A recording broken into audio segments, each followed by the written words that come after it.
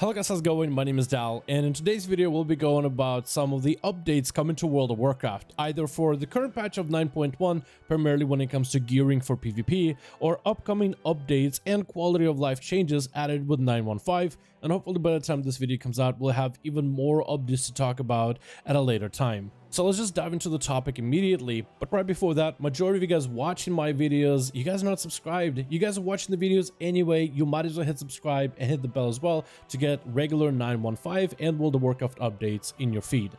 Starting off with the live game patch 9.1, Blizzard made a blue post announcing that the amount of Conquest Gear for the season is being increased, and it's being increased for all kinds of content, whether you do arenas or battlegrounds. So whether you're someone who plays the game actively and trying to push rating in 2v2s, or maybe you're playing the game casually, overall, all kinds of content is going to reward you 70% more conquest. To let you know where we are right now, prior to this update, if you wanted to completely cap out your conquest bar on any character and you were a fresh character ready to start playing the game and you wanted to primarily PvP, you would have had to do 275 2v2 wins in order to be able to cap out your conquest. And this is just wins, and we know that not every single arena is going to be won, so players were looking at a mountain of like 500 games or so with some wins and losses in order to just fill up that conquest bar to buy their conquest gear. Something had to be done, and players have been asking Blizzard for a variety of quality of life stuff for PvP. We're getting Timewalking from Legion, we're getting the Mage Tower, we're going to be able to switch out Covenants finally, we'll be able to get Renown even easier, but what about PvP? Can they help out? Because the amount of gear you need, or the amount of points you need to buy the gear, is just a lot this late in the season. So this is good. While this isn't everything that the community has asked for, and trust me, the community has been pretty vocal on things they want, there have been suggestions for reducing the gaps between the best and the worst PvP gear, reducing the amount of ranks that there is for honor gear, reducing the amount of honor it takes to upgrade your PvP gear. There's a lot of good changes that are being suggested, and hopefully Blizzard will address some of them, if not all of them, which will be fantastic. But at least this is the right step in the right direction, and the fact that this week is a BG weekend, this is the perfect time to hop on your alts and your main and catch up on all that conquest that you haven't been able to do. Now let's talk about some 9.1.5 stuff, some stuff that I missed, but also new stuff, like customizations. There's even more of them, particularly for the Nightborn. They are thinking of adding glowing hands for the Nightborn. If you stroll through Suramar or done any of the Suramar dungeons or raids, or just looked at the leader of the Nightborn, Thalisara, you would notice one distinct thing that some of the Nightborn have that none of the races in the game have, and it's not their ears, it's not their hair, it's not anything really except for, well, their hands and the eyes. The eyes are really cool, and it's cool that they added that much requested community thing about, hey, can we have those same Nightborn eyes as the NPCs have? So this is a unique aspect that's being messed around with. I really gotta say, I am excited that they're listening to a lot of the player feedback. I did not expect glowing hands, as this was one of those things that players have asked for. Of course, there's haircuts, there's other skin tone options, maybe more facial presets. There's a lot of things that players want out of the characters so they can have distinctive looks, but glowing hands, like arcane glow at the tips of your fingertips, that would look sweet. And I cannot wait to test this out once it is available on PTR. As of right now, it's not available, but by the time this video comes out, maybe the PTR servers are down, as Blizzard is implementing a new build. So as soon as this is available for testing, I'll definitely make a video, but you know, I'm really excited to test out this change myself. Another update I completely missed for 9.1.5 has been new starting gear. The starting gear isn't available for everybody, but they are available for majority of the vanilla races for World of Warcraft and some of the vanilla classes. Starting off with the warriors and the paladins, their armor looks like actual armor, very similar to the cool Tyrian guard armor. You actually look like you're wearing plates. You're looking like you're kind of infantry, ready for war, ready for battle, and you more or less stand out as a warrior and a paladin, with the warrior colors being more darker and green, while the paladin colors being a little bit on the brighter side since paladin and the light and all.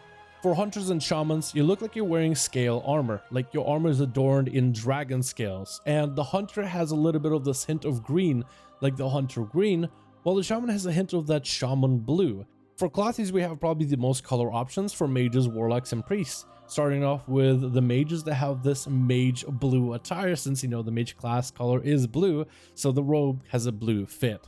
While warlocks go in the opposite direction, a little bit more with the darker colors, but of course sporting that good old purple, looking like you're wearing a shadow bolt for a robe. And for priest you have a more of a cream color. Unlike mage that has a little bit of this white and blue to it, while warlock is all purple, the priest is also mostly all cream with a slightly lighter, slightly darker parts as well. For rogues, it's literally the perfect rogue set. It is a bunch of leathers, all dark, perfect for hiding in the shadows, skulking around. And for druids, you have the same set as rogues, but more with the nature look to it, more nature colors, almost like you're trying to blend in with the background camo style. Now, not every single class race combo has these available. Like monks, for example, do not have any specific or special starting set. Instead, all monks start with a monk set. The Gilneans all start with their own starter set, and even allied races still will retain their own starting gear. Same thing can be said about the Death Knights as well as Demon Hunters. So this isn't available for everybody, but a lot of the vanilla races and vanilla classes are getting a bit of a lift. In my opinion, a lot of this gear does look pretty good. It is high quality, but I am wondering what will happen to the original sets. Hopefully Blizzard will add some kind of way for us to transmog into the original sets, or just find a ways for us to still keep them somehow, some way, because the original sets were kind of unique and iconic. I mean, the druid set has leaves if you're a night elf. It looks really cool. Some of the different shaman and druid and different robes that Tauren can wear, all that look pretty unique and interesting. The original red robes of a warlock are a classic. So it's good that we're getting some new robes and getups, but hopefully they'll find a way for us to get some of the older gear, just because it's the original. It is classic, and I think if they can add it as a way for us to transmog the new stuff as well as the old stuff, I think that'll be really cool, because these are good looking sets, but it'll be kind of sad to see them replace the originals. Finally, in 9.1.5, Blizzard is adding even more quality of life stuff, with the Legion Timewalking being a thing. Quite a lot of players are going to go back to some of the Legion dungeons, Legion Mage Tower, and potentially even farm out some Legion Transmog. Some of the older raids for Legion are getting tuned on 9.1.5 PTR and are being made easier. So if you want to run them on Mythic, certain bosses have had mechanics like the Tower Defense minigame for EONR, and some of the bosses where you had to go to different platforms to fight ads, but if you did that, then the boss resets. So if you are trying to solo any of the Legion raids, Blizzard is actively trying to make them more soloable, continuing to nerf bosses and adjust mechanics. While these raids won't be completely cakewalk, they could be potentially good content for someone who plays solo to have a bit of a challenge, while also looking for some mogs as well as some of the mounts that some of the endgame raid bosses of Legion possess, particularly Nighthold and even Argus.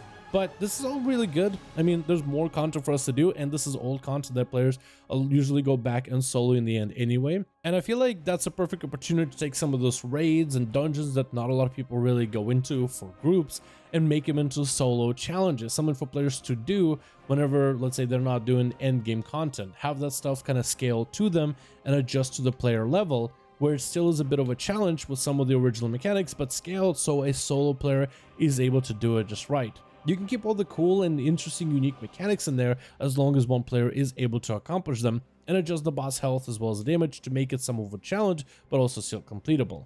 I think it's a perfect opportunity for them to take a look at that kind of content to make in the future, and maybe apply it for older raids and encounters that a lot of us love and remember. But that's going to be everything we have so far. Thank you guys so much for checking out this video. Let me know your thoughts in the comments. Join our Discord in the comments down below. Thank you all, and I'll see all of you in the next one.